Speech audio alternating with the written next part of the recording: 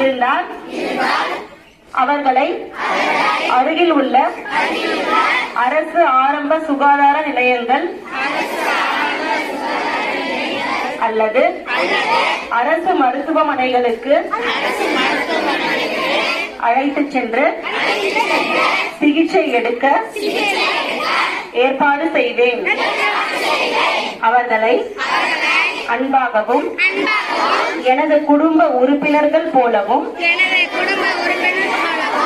வேறுபாடு இல்லாமல் உரிய மரியாதையுடன் நடத்துவேன்.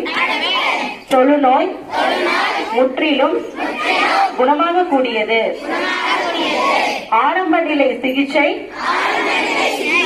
உடல் குறைபாட்டை ஏற்படுத்தாது.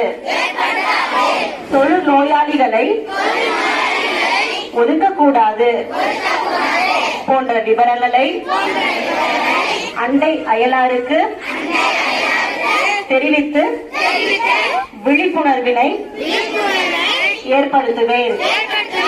தேசப்பிதா மகாத்மா காந்தியின் கனவை நனவாக்கும் வகையில்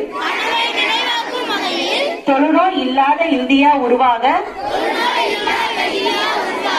அனைவருடன் இணைந்து ஒத்துழைப்பேன் என்று உளமாற உறுதி கூறுகிறேன்.